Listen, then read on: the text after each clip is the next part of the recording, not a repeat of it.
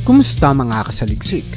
Ang relasyon sa pagitan ng Iran at Israel ay isang komplikadong kasaysayan na naglalaman ng mga serye ng mga kaganapan na humantong mula sa alyansa hanggang sa matinding alitan. Bago pa man ang Islamic Revolution noong 1979, ang Iran sa ilalim ng pamamahala ng Shah Mohammad Reza Pahlavi ay may malapit na ugnayan sa Israel. Sa panahong ito, ang Iran ay isang makapangyarihang kaalyado ng kanluran, partikular ng Estados Unidos, at ito ay tumulong upang mapalalim ang relasyon nito sa Israel. Simula pa noong 1950s, kinilala ng Iran ang Estado ng Israel na naging pangalawang bansang Muslim na gumawa nito pagkatapos ng Turkey. Sa gitna ng Cold War, ang alyansa ng Iran at Israel ay nakasentro sa kanilang magkasanib na interes laban sa mga bansang Arabo at mga banta mula sa mga pro-communist groups. Nagkaroon sila ng kooperasyon sa larangan ng ekonomiya, militar at intelihensya, kung saan ang Israel ay tumulong sa pagpapalakas ng sektor ng agrikultura at militar ng Iran. Subalit ang lahat ng ito ay nagbago noong 1979 nang maganap ang Islamic Revolution. Ang pamahalaan ni Ayatollah Khomeini ay humantong sa radikal na pagbabago sa patakaran ng Iran. Ang Israel na dati nilang kaalyado ay itinuring ng isang Zionist regime na iniisip nila ay kailangang mawala sa rehiyon sa gitnang silangan. Sa ilalim ng pamumuno ni Khomeini, ang Iran ay nagpatibay ng anti-Israel na polisiya at sinimula ng pakikipagtulungan sa armadong grupo na tumutulugsa sa Israel, gaya ng Hezbollah at Hamas. Naging layunin ng Iran na suportahan ng mga kilusang Palestinian at Lebanese na lumalaban sa Israel, na higit pang nagpabigat sa tensyon sa rehiyon. Sa kabila ng pagbagsak ng alyansa sa pagitan ng Iran at Israel, may mga ulat na nagsasabing noong mga unang bahagi ng 1980s, sa kabila ng pampublikong retorika laban sa Israel, ang Iran ay tumanggap ng tulong mula sa Israel sa panahon ng Iran-Iraq War. Ito ay bahagi ng Operation Seashell, kung saan nagpapadala ang Israel ng mga armas sa Iran bilang tugon sa banta ng Iraq. Gayunpaman, matapos ang digmaan, bumalik ang Iran sa matinding pagtutol laban sa Israel at ipinalaganap ang anti-Israel ng mga polisiya na naman sa pamamagitan ng mga alyansa nito sa iba't ibang mga armadong grupo sa gitnang silangan. Sa paglipas ng panahon, lalo pang tumindi ang alitan sa pagitan ng dalawang bansa, partikular noong 1990s at 2000s. Ang Iran sa ilalim ng pamumuno ni Ayatollah Ali Khamenei ay nagpatuloy sa pagpapalakas ng Hezbollah, isang armadong grupo sa Lebanon na kilalang kumakalaban sa Israel. Isa sa mga mahalagang yugto ng tensyon sa pagitan ng Iran at Israel ay ang ikalawang digmaang Lebanon noong 2006. Sa digmaang ito, nakipaglaban ng Hezbollah laban sa Israel, na sinuportahan ng Iran sa pamamagitan ng pagbibigay ng armas, estratehiya at pondo. Bagamat nagdulot ito ng malawakang pagkawasak at pagkamatay sa magkabilang panig, itinuring ng Iran at Hezbollah ang laban bilang isang tagumpay dahil sa kanilang kakayahang humadlang sa puwersang militar ng Israel kahit na malaki ang mapinsalang dulot nito sa Lebanon. Noong 2011, sumiklab ang digmaang sibil sa Syria at dito ay lalo pang pinalalim ng Iran ang pakikilahok nito sa mga labanang militar sa rehiyon. Bilang isang matalik na kaalyado ng rehimen ni Bashar al-Assad, ang Iran ay nagbigay ng mahalagang suporta sa pamahalaang Syria. Samantala, ang Israel ay patuloy na nagsasagawa ng mga operasyong militar laban sa mga puwersang Iranian at Hezbollah na naroroon sa Syria, na lalong nagpataas ng tensyon sa pagitan ng dalawang bansa. Sa kabila ng kanilang mga pagkakaiba, hindi may kakailang kanilang mga mahalagang papel sa rehiyon. Ang Iran, bilang isang bansang mayoryang Shia Muslim, ay nagpapanatili ng isang napakalaking impluwensya sa gitnang silangan. Sa pamamagitan ng suporta nito sa mga armadong grupo tulad ng Hezbollah at Hamas, pinalalakas ng Iran ang kanyang posisyon bilang pangunahing kalaban ng Israel.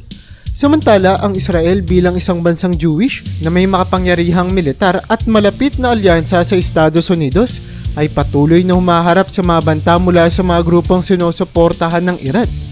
Sa paglipas ng mga taon, Ang alitan sa pagitan ng Iran at Israel ay nanatiling sentro ng tensyon sa gitnang silangan. Sa kabila ng kanilang mga pagkakaiba sa reliyon, politika at ideolohiya, mahalaga ang mga bansang ito sa bawat isa. Ang Iran na may layuning palakasin ang kanyang impluwensya sa rehiyon at labanan ng Zionism ay patuloy na nagsusulong ng mga polisiya na humahadlang sa Israel. Samantala, ang Israel bilang isa sa pinakamakapangyarihang bansa sa rehiyon ay patuloy na humaharap sa mga banta mula sa mga alyado ng Iran. Ang kasaysayan ng kanilang relasyon ay isang patunay ng mga kaganapan sa gitnang silangan ay hindi lamang tungkol sa relihiyon at ideolohiya kundi tungkol din sa kapangyarihan, geopolitika at kontrol sa rehiyon. Habang patuloy na nagbabago ang mga kondisyon sa politika, ang Iran at Israel ay nananatiling mga pangunahing tauhan sa patuloy na drama ng gitnang silangan. Sumapit ang Oktubre 7, taong 2023. Naganap ang isa sa pinakamadugong atake sa kasaysayan ng modernong Israel.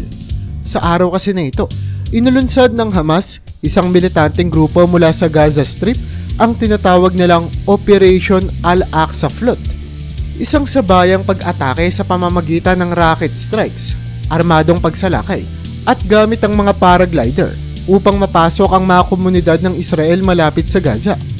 Mahigit 1,100 katao ang nasawi, kabilang ang maraming sibilyan at ilang daang Israeli ang dinukot bilang mga hostage. Ang ataking ito ay tinuturing na pinakamadugo mula noong pagkakatatag ng Israel noong 1948 at nagdulot ng isang malaking digmaan sa pagitan ng Israel at Hamas. Ayon sa Hamas, ang motibo nila ay ang patuloy na pananakop ng Israel sa mga teritoryo ng Palestine, ang blockage sa Gaza at ang pag-usbong ng mga illegal na settlement ng Israel.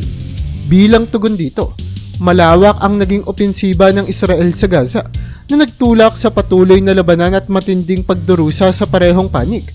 Mahigit 44 na bansa ang kinundena ang pag-atake ng Hamas bilang terorismo, habang ang ilang mga bansang Muslim ay ipinunto ang ugat ng alitan sa pananakop at pilit na pagtira ng Israel sa mga teritoryo na dapat ay napupunta sa mga Palestinian. Kasabay ng mga kaganapang ito, agad na nakialam ang Hezbollah, isang militanteng grupo na sinusuportahan ng Iran na kanina nga ay napag-usapan na natin. Sila ay nagmula sa Lebanon. Noong Oktubre 8, isang araw matapos ang pag-atake ng Hamas, naglunsad ang Hezbollah ng mga rocket attack laban sa hilagang bahagi ng Israel na nagbukas ng pangalawang front ng digmaan. Simula noon, patuloy na nagaganap ang mga opensiba mula sa magkabilang panig. Mula sa Hezbollah at Israel, kabilang ang mga pag-atake gamit ang mga anti-tank missiles at mortar shells. Sumapit ang Oktubre 13, parehang taon pa rin. Sinabi ni Sheikh Naim Qassem, ang deputy chief ng Hezbollah, na handa silang lumaban sa Israel kapag dumating ang tamang oras. Ang pagkakaugnay ng Hezbollah sa Hamas at ang kanilang parehong pagsalalay sa suporta ng Iran ay nagdala ng mas malalim na dimensyon sa digmaang ito. Bukod sa kanilang pag-atake sa hilaga ng Israel, patuloy ang mga opensiba ng Hezbollah mula sa Lebanon, kabilang ang mga pag-atake gamit ang drones at missiles. Ang sitwasyong ito ay nagdulot ng malawakang paglikas ng mga residente mula sa hilagang Israel at patuloy ang mga sagupaan hanggang ngayon. Isa na rin ng Israel ang ilang mga komunidad malapit sa hangganan o borders nila bilang pag-iingat sa mga posibleng susunod na pag-atake mula sa Hezbollah. Ang pag-atake ng Iran noong Abril 13 ay naganap sa isang mas malalim na konteksto na patuloy na tensyon sa gitnang silangan, partikular na sa pagitan ng Israel at Iran. Ang dalawang bansa ay matagal nang magkalaban sa kanilang geopolitical na interes, at ang Abril 2024 na pag-atake ay bahagi naman ng mas malawak na proxy conflict o hidwaang hindi direktang kinasasangkutan ng militar ng bawat bansa, kundi gumagamit ng mga kinatawang grupo tulad ng Hezbollah sa Lebanon, Hamas sa Gaza at mga militante sa Syria at Iraq. Bago ang pag-atake ng Iran, noong Abril 1, 2024, binomba ng Israel ang isang Iranian diplomatic base sa Damascus, Syria, bilang bahagi ng kanilang military operations laban sa presensya ng mga grupong sinusuportahan ng Iran. Ang pambobombang ito ay nagresulta sa pagkamatay ng mga miyembro ng Iranian Revolutionary Guard Corps, kabilang ang matataas na opisyal na si General Mohammad Reza Zahadi. Bilang tugon, ipinahayag ng Iran ang kanilang balak na gumanti sa pamamagitan ng tinatawag nilang Operation True Promise. Kaya naman noong gabi ng Abril 13, 2024, ginamit ng Iran ang kombinasyon ng ballistic missiles, cruise missiles at mga drones, mahigit sa 300 ang kabuoang bilang, upang atakihin ang mga target sa Israel. Ang mga missile at drone na ito ay layuning wasakin ng mga estratehikong target, ngunit matagumpay na na-intercept ng air defense system ng Israel ang karamihan sa mga ito. Ayon sa ulat, 99% ng mga projectile ang na-intercept bago pa man makarating sa mga kritikal na lugar. Dahil dito, naging limitado ang pinsalang dulot ng pag-atake at minor lamang ang iniulat ng mga casualty. Kabilang ang isang batang babae na nasugatan ng shrapnel mula sa isang missile at ilang mga tao na nagtamo ng minor injuries dahil sa panic at anxiety habang naghahanap ng mga ligtas na lugar upang magtago. Bagamat matagumpay na naitaboy ng Israel ang karamihan sa mga armas, ang simbolikong halaga ng pag-ataking ito ay napakalaki.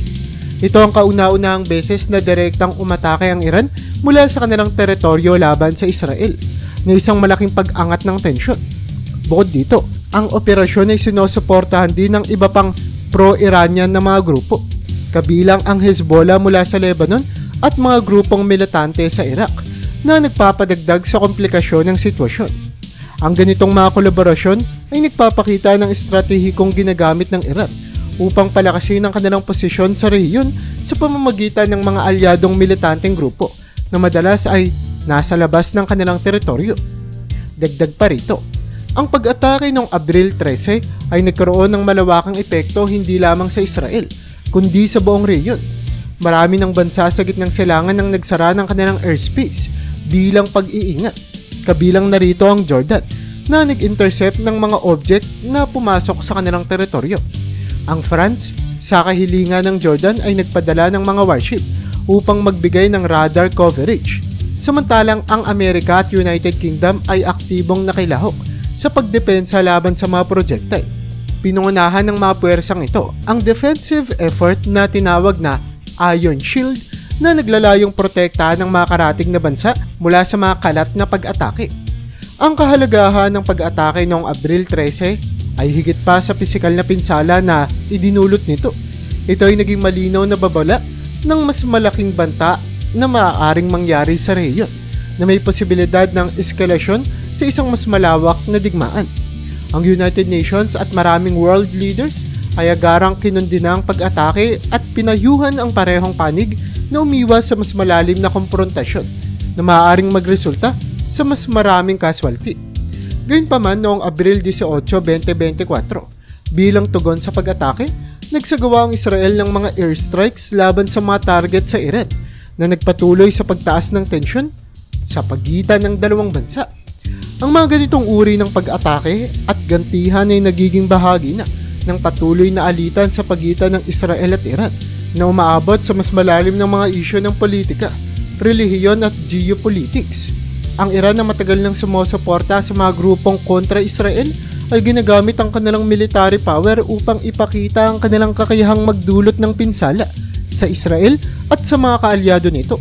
Samantalang Israel ay patuloy na nagtutulak ng mga opensiba laban sa mga aktibidad ng Iran sa rehiyon, lalo na sa Syria, upang protektahan ang kanilang mga teritoryo mula sa mga banta ng Iranian-backed militaries.